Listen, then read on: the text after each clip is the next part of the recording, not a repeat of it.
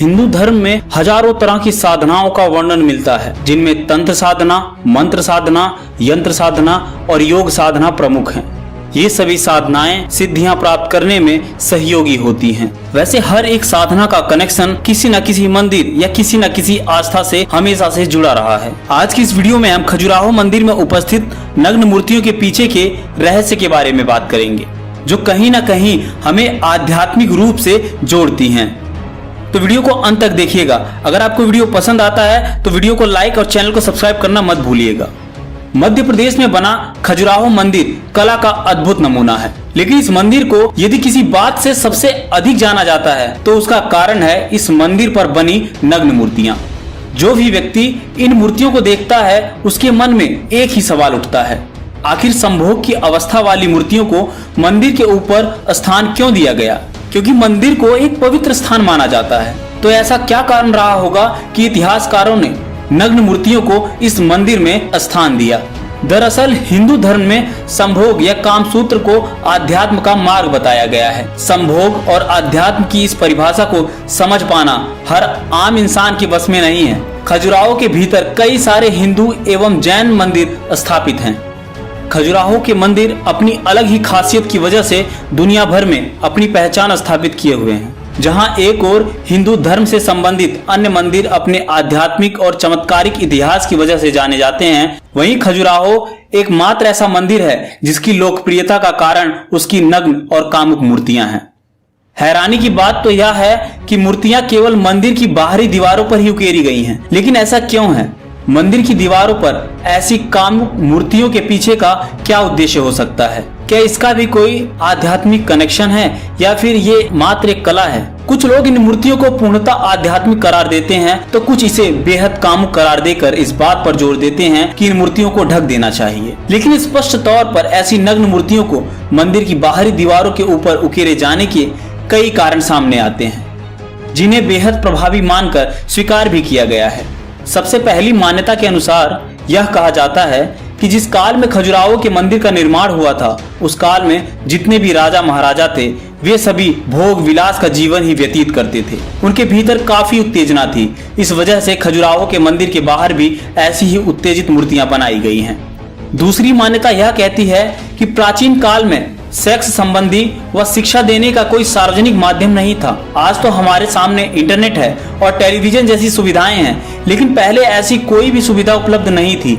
इसलिए यह केवल सेक्स की शिक्षा देने के लिए बनाई गई मूर्तियां हैं। प्राचीन कला में मंदिर ही एकमात्र ऐसा स्थान था जहां सभी लोग जाते थे, इसलिए यह लोगों तक सेक्स की शिक्षा को पहुंचाने का एक माध्यम बन सकता था।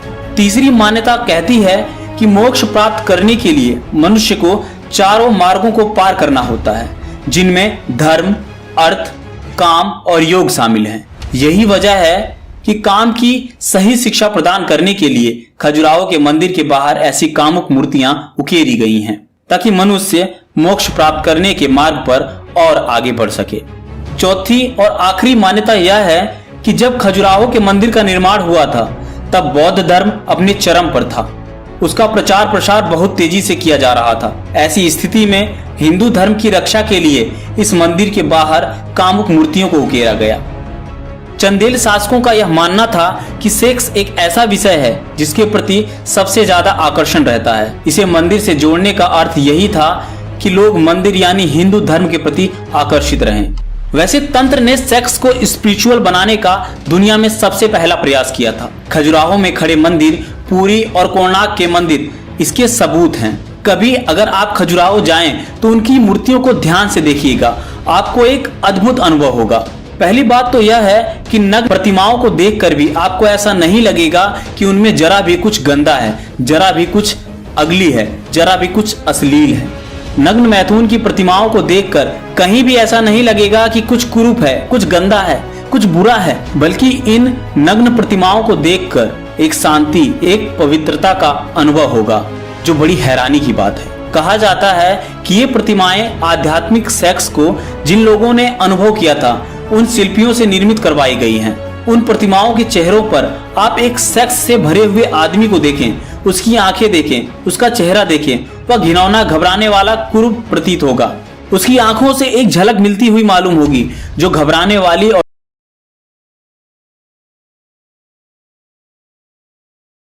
चाहे आदमी कितना भी प्यारा हो, लेकिन कोई स्त्री जब सेक्स से भरे हुए आदमी को अपने पास आते हुए देखती है तो वह उसे दुश्मन दिखाई पड़ता है, मित्र नहीं। प्यारी से प्यारी स्त्री को अगर कोई पुरुष अपने निकट सेक्स से भरा हुआ आता हुआ दिखाई देगा तो उसे भीतर नरक दिखाई पड़ेगा, स्वर्ग नहीं दिखाई पड़ सकता। लेकिन खजुराहो की प्रतिमाओं को देखें तो उनके चेहरों को देखकर ऐसा लगता है जैसे बुद्ध का चेहरा हो, महावीर का चेहरा हो। नग्न प्रतिमाओं के चेहरे पर जो भाव हैं वे समाधि के हैं। अगर आप सारी प्रतिमाओं को देख लें तो आपके पीछे एक हल्की सी शांति की झलक छूट जाएगी और कुछ भी नहीं, और एक आश्चर्य आपको अपने अंदर अनुभव होगा। आप सोचते होंगे कि नंगी तस्वीरें और मूर्तियां देखकर आपके भीतर कामुकता पैदा होगी, तो मैं आपसे कहता हूं फिर आप देर न करें और सीधे खजुराहो चले जाएं। खजुराहो पृथ्वी पर इस समय अनूठी चीज है। आध्यात्मिक जगत में उससे उत्तम इस समय हमारे पास और कोई धरोहर उसके मुकाबले नहीं बची है। लेकिन हमारे यहाँ कई नीति शास्त्र और कई ऐसे इंटेलेक्चुअल मिल जाएंगे जो खजुराहो के मंदिर पर मिट्टी डालकर दीवारें बंद करने को कहते हैं, क्योंकि उनको देखने से वासना पैदा हो सकती है। मैं हैरान हूँ, ऐसा कैसे हो सकता है। खजुराहो के मंदिर जिन्होंने बनाए थे उनका ख्याल यह था कि इन प्रतिमाओं को अगर कोई बैठकर घंटे भर देखे तो वासना से शून्य हो जाएगा। वे प्रतिमाएं ऑब्जेक्ट फॉर मेडिटेशन रही। हजारों वर्षों तक वे प्रतिमाएं ध्यान के लिए ऑब्जेक्ट का काम करती रहीं। जो लोग अति कामुक थे उन्हें खजुराहो के मंदिर के पास भेजकर उन पर ध्यान करवाने के लिए कहा जाता था। कहा जाता था कि तुम ध्यान करो, इन प्रतिमाओं को देखो और इनमें लीन हो जाओ। अगर इन नग्न प्रतिमाओं को कोई घंटे भर तक शांत बैठकर ध्यान मग्न होकर देखे तो उसके भीतर जो मैथुन करने का पागल भाव है वह विलीन हो जाता है। खजुराहो के मंदिर, कोणार्क और पुरी के मंदिर सारे देश के गांव में होने चाहिए। जिस भी आदमी का मन सेक्स से बहुत ज्यादा भरा हो वह जाकर इन पर ध्यान करे और वह हल्का लौटेगा, शांत लौटेगा। तंत्रों ने जरूर सेक्स को आध्यात्मिक बनाने की कोशिश की थी, लेकिन इस मुल्क के जो नीति शास्त्री हैं उन दुष्टों ने उनकी बात को समाज तक पहुंचाने नहीं दिया। वे मेरी बात भी पहुंचने नहीं देंगे। हो सकता है नीचे आप कमेंट में मुझे गालियां दे रहे होंगे, लेकिन कहते हैं ना, साच को आच नहीं। आप तरह तरह के शब्दों का प्रयोग करें, लेकिन यकीन मानिए अगर आप ध्यान से सोचते हैं तो आपके अंदर जो परिवर्तन होगा उसकी आप कल्पना भी नहीं कर सकते।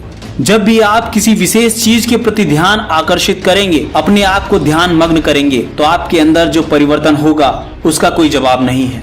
हाँ, हो सकता है आप अपनी फ्रस्ट्रेशन गाली के माध्यम से नीचे कमेंट बॉक्स में लिख दें, परंतु मुझे उससे कोई फर्क नहीं पड़ता है, क्योंकि मैं हर उस बात को आप तक पहुंचाना चाहता हूं जो सत्य है, जिससे आपका जीवन बदल सकता है, जो पूर्णतः वैज्ञानिक और तर्कपूर्ण है, जिसका कोई ना कोई प्रयोजन है। तभी आपके सामने उन वीडियो को प्रस्तुत किया गया है। मुझे यह फर्क नहीं पड़ता कि लोग मेरे बारे में क्या सोचते हैं, राजनीतिज्ञ मेरे बारे में क्या कहेंगे, नीति शास्त्र क्या सोच रहे होंगे। जो सच है वो मैं कहता रहूंगा, उसकी चाहे मुझे कुछ भी कीमत क्यों न चुकानी पड़े। आशा करता हूं आपको वीडियो पसंद आई होगी। पसंद आई है तो वीडियो को लाइक और चैनल को सब्सक्राइब करना मत भूलिएगा। और अगर आपके मन में कोई संशय है, आपको लगता है कि मैं झूठ बोल रहा हूं, तो आप एक बार खजुराहो अवश्य जाइए, आपके विचार स्वतः ही बदल जाएंगे। मिलता हूं किसी और वीडियो में किसी और नई जानकारी के साथ। तब तक के लिए नमस्कार।